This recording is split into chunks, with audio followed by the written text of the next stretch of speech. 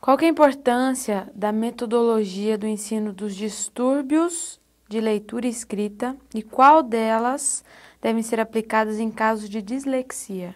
Veja, eu sou suspeita, né, para essa pergunta. Efetivamente, porque sou autora de um método que considero bastante eficaz aí, né? E não apenas considero, como tenho visto, assim, respostas a nível nacional, né? Mas por que eu estou dizendo tudo isso, né? É preciso que você entenda, né, que as maneiras de se aprender envolvem um cérebro. E esse cérebro, né, tem várias maneiras de aprender, as múltiplas inteligências, né, do Celso Antunes, como muito bem colocado.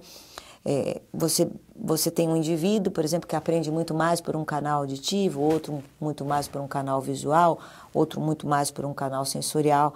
E é preciso que você tenha uma metodologia de ensino, principalmente em se tratando de alfabetização, que contemple todas essas formas de aprendizagem, né?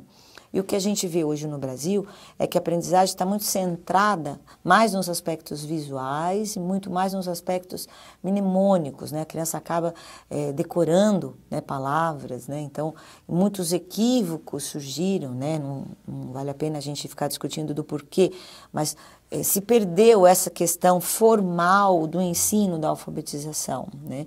Passou-se a discutir textos, passou-se a se discutir essa contextualização antes de que esse indivíduo tivesse as bases, né, para aprender a leitura escrita. Costumo falar, né? É como se eu desse uma Ferrari para você e você não tivesse carteira de habilitação, né?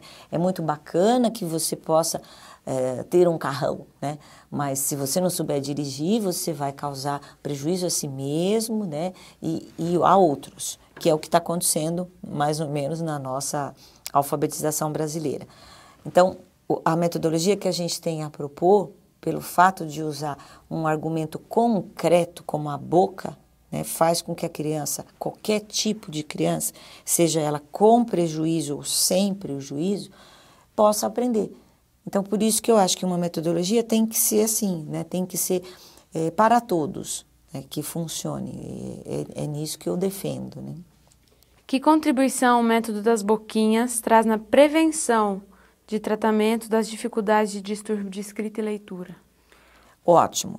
E eu vou um pouquinho mais além, não só na prevenção dos distúrbios de leitura e escrita, como também na fala, né? Porque boquinha é boca, né? Eu vou associar o fonema, que é o som, tá? Com o visual, tá? Que é o grafema, a letra, tá? Com a articulação, com a boquinha. Então, um som tem uma boca que fala, tá? Então, isso é concreto. Então, quando eu estou usando a boca para ser uma forma de aprendizagem, eu posso estar recuperando muitas das articulações equivocadas. Então, antes de escrever, eu também estou trabalhando com articulação de fala, tá? Então, as crianças que articulam mal, que têm trocas na oralidade, né? Ou mesmo assim, até o professor, tá? Que tem um mau uso da sua voz, né? Um professor que berra, né? Que exercita, né? Vamos falar assim, o exercício da sua profissão de maneira equivocada. Com o trabalho de boquinhas, ele vai trabalhar mais usando os articuladores. Isso vai facilitar a compreensão, vai facilitar toda essa projeção da voz, né? Então, em termos preventivos de fala, tá? Nós vamos ter resultados muito interessantes. Isso tem uma contraparte na autoestima, né? A boca é um órgão, né, que a gente diz assim, primordial de aprendizagem. O indivíduo usa a boca inicialmente, ele já nasce mamando, tá? Então é a primeira fonte de aprendizagem. Ela tem uma representação no cérebro muito grande. Eu só estou fazendo uso disso. E na leitura escrita, óbvio, né, que se eu trabalhar no nível preventivo, eu começar a mexer com isso, com crianças com 4 anos, por exemplo, tá, a alfabetização vai se processar de uma maneira muito mais segura, porque a alfabetização depende fundamentalmente de conceitos que vêm do som, da letra, do fônico, tá? Então, a boca que fala, tá, eu escuto esse som.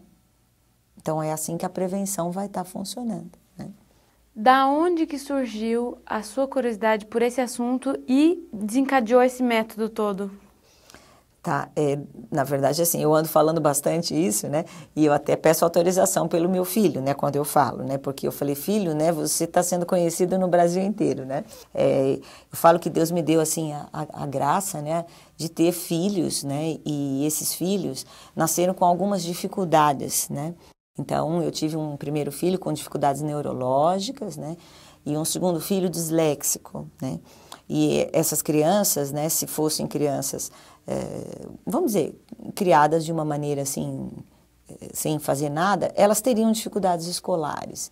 E eu não queria que esses filhos passassem por isso, como eu via os meus pacientes que chegavam no consultório, sendo discriminados, sendo rotulados, né, e principalmente tendo prejuízo até na sua autoestima como seres aprendentes, né. Então, eu sempre, né, fiquei atenta a como fazer com que esses meus filhos, esses meninos, né, pudessem crescer acreditando nas suas potencialidades. Então, como? Então, essa história da boca, né? Então, uma mãe vê que a boca dessa criança é assim, o canal de entrada, né? Então, eu fui pensando nisso. Eu já era fonoaudióloga, né? Eu já trabalhava bastante com essas questões de aprendizagem. Eu tenho berço, né? Eu tenho uma irmã que foi professora de deficientes auditivos, e eu tenho uma outra irmã fonoaudióloga. Então, óbvio que tudo isso, né, na minha cabeça estava assim muito forte. Eu morei na França, os meus filhos nasceram na França. E na França eu mexi muito com as questões de afásicos, né, de pessoas lesionadas aí, né? E a boca, sem dúvida nenhuma, era a fonte de aprendizagem. A França lida muito com a dislexia, com métodos bastante consistentes. Então, fui juntando uma coisa com a outra, né? Fui fazendo o alinhavo, né, dessa metodologia. Eu não inventei método das boquinhas, quem inventou foi Deus, Deus nos deu a boca, né? Eu acho que eu fui feliz, né, de juntar coisas que funcionam e escrever livros, né, padronizar uma metodologia de uma maneira assim bastante simples, bastante fácil, para que qualquer um que leia os livros possa entender e ser autodidata. Então, a ideia surgiu de filhos que tiveram problemas. Você achou que esse método ia ter um impacto nacional do jeito que você está vendo hoje? Olha, parece assim, arrogância da minha parte dizer que sim, né? Mas sempre tive essa impressão, né? Desde que eu comecei a ver os resultados nos meus filhos e nos meus pacientes, né? Eu senti assim a importância que aquilo podia causar em âmbito nacional, né? Então assim, eu me arrepio quando eu falo disso, mas eu nunca fui uma pessoa assim muito ambiciosa financeiramente, né? Eu sempre tive muito compromisso com os resultados daquilo que eu faço, né? E desde o início eu sempre me preocupei em passar aos outros aquilo, né? Então, eu sempre quis ensinar, eu sempre quis que os outros aprendessem o que eu estava fazendo, né? Mas não porque eu estava fazendo, pelo que aquilo era capaz de produzir. Então, quando o Boquinhas entra numa sala de aula com um aluno, rapidamente a sala inteira já está fazendo, né? Então, é muito interessante como contamina. Eu falo que Boquinhas pega, né? E os efeitos colaterais são muito benéficos, né? Então, eu sempre visualizei, sim, isso de forma muito grande, de forma muito abrangente e útil. Então, a minha vinda a Brasília, né, tem a intenção exatamente de contribuir. Eu acho que Boquinhas pode acrescentar muita coisa, né? Onde a gente pode achar materiais seus? A gente tem um site, né? E também tem livrarias aí especializadas que você pode encontrar. O site, posso falar? www.metododasboquinhas.com.br. O próprio nome, Método das Boquinhas, tudo junto. Esse site tem lá todos os materiais, são 7 livros e pretendo escrever mais 2 esse ano ainda, né? Já estão em andamento. Que você vai encontrar toda a descrição de exercícios, né? Toda a fundamentação teórica, exercícios para reabilitar, exercícios para alfabetizar, exercícios para a educação infantil, né? E materiais, né? Nós desenvolvemos jogos, né? Para facilitar a vida aí da aprendizagem, né? Da leitura escrita. Muito obrigada, Renata. Eu que agradeço essa oportunidade e estou às ordens para com o que for. Muito obrigada.